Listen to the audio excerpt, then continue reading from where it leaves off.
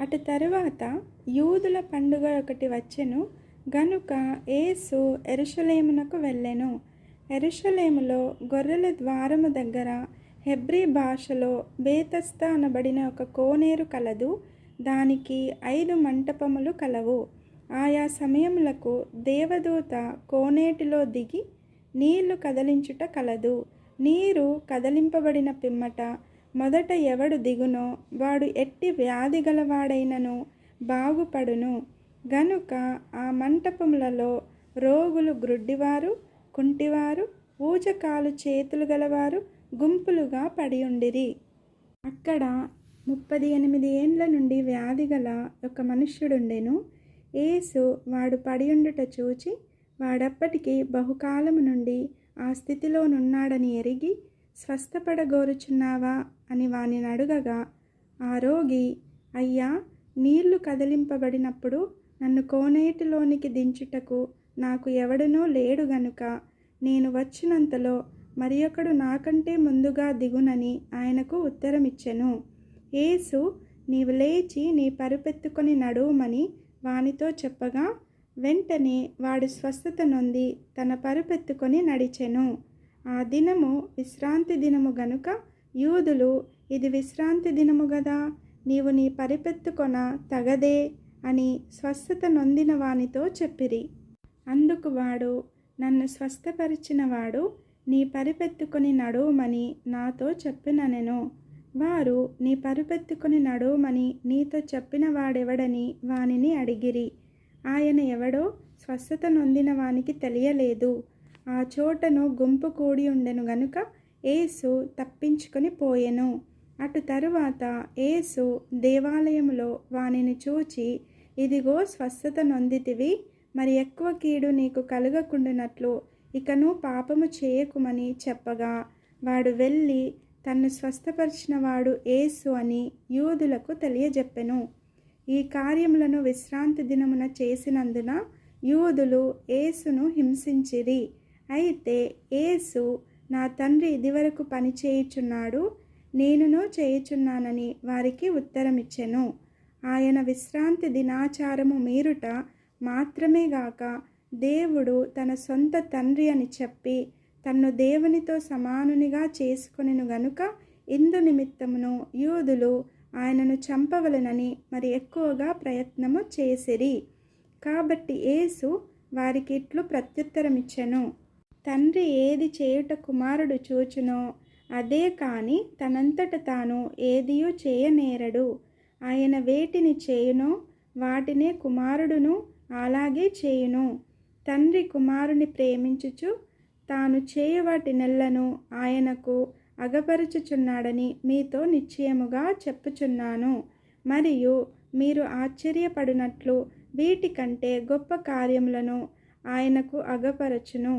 తండ్రి మృతులను ఎలాగు లేపి బ్రతికించునో అలాగే కుమారుడును తనకిష్టము వచ్చిన వారిని బ్రతికించును. తండ్రి ఎవనికిని తీర్పు తీర్చడు గాని తండ్రిని గనపరచునట్లుగా అందరును కుమారుని గనపరచవలెనని తీర్పు తీర్చుటకు సర్వాధికారము కుమారునికి అప్పగించి ఉన్నాడు. కుమారుని గనపరచనివాడు ఆయనను పంపిన తండ్రిని గనపరచడు. నా మాట విని నన్ను పంపిన వానియందు విశ్వాసముంచువాడు నిత్య జీవము గలవాడు. వాడు తీర్పులోనికి రాక మరణములో నుండి జీవంలోనికి దాటి ఉన్నాడని మీతో నిశ్చయముగా చెప్పుచున్నాను. మృతులు దేవుని కుమారుని శబ్దము విను గడియ వచ్చుచున్నది, ఇప్పుడే వచ్చియున్నది. దానిని వినువారు జీవింతురని మీతో నిశ్చయముగా చెప్పుచున్నాను. తండ్రి ఎలాగు తనంతట తానే జీవం గలవాడై ఉన్నాడో అలాగే కుమారుడును తనంతట తానే జీవము గలవాడై ఉండుటకు కుమారునికి అధికారము అనుగ్రహించెను. మరియు ఆయన మనుష్య కుమారుడు గనుక తీర్పు తీర్చుటకు తండ్రి అధికారము అనుగ్రహించెను. దీనికి ఆశ్చర్యపడకుడి, ఒక కాలము వచ్చుచున్నది, ఆ కాలమున సమాధులలో ఉన్న వారందరూ ఆయన శబ్దము విని మేలు చేసిన వారు జీవ పునరుత్థానమునకును కీడు చేసిన వారు తీర్పు పునరుత్థానమునకును బయటికి వచ్చెదరు. నా అంతట నేనే ఏమీయూ చేయలేను, నేను వినునట్లుగా తీర్పు తీర్చుచున్నాను.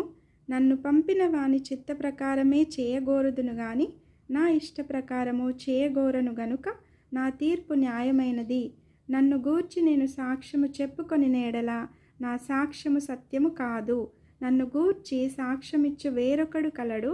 ఆయన నన్ను గూర్చి ఇచ్చు సాక్ష్యము సత్యమని ఎరుగుదును. మీరు యోహాను నొద్దకు కొందరిని పంపితిరి. అతడు సత్యమునకు సాక్ష్యమిచ్చెను. నేను మనుష్యుల వలన సాక్ష్యం అంగీకరింపను గాని మీరు రక్షింపబడవలెనని ఈ మాటలు చెప్పుచున్నాను. అతడు మండుచూ ప్రకాశించుచున్న దీపమై ఉండెను. మీరతని వెలుగులో ఉండి కొంతకాలము ఆనందించుటకు ఇష్టపడితిరి. అయితే యోహాను సాక్ష్యము కంటే నాకెక్కువైన సాక్ష్యము కలదు. అదేమనినా, నేను నెరవేర్చుటకై తండ్రి ఏ క్రియలను నాకిచ్చియున్నాడో నేను చేయుచున్న ఆ క్రియలే తండ్రి నన్ను పంపియున్నాడని నన్ను గూర్చి సాక్ష్యమిచ్చుచున్నవి. మరియు నన్ను పంపిన తండ్రియే నన్ను గూర్చి సాక్ష్యమిచ్చుచున్నాడు. మీరు ఏ కాలమందైనను ఆయన స్వరము వినలేదు, ఆయన స్వరూపము చూడలేదు. ఆయన ఎవరిని పంపెనో ఆయనను మీరు నమ్మలేదు గనుక మీలో ఆయన వాక్యము నిలిచి ఉండలేదు.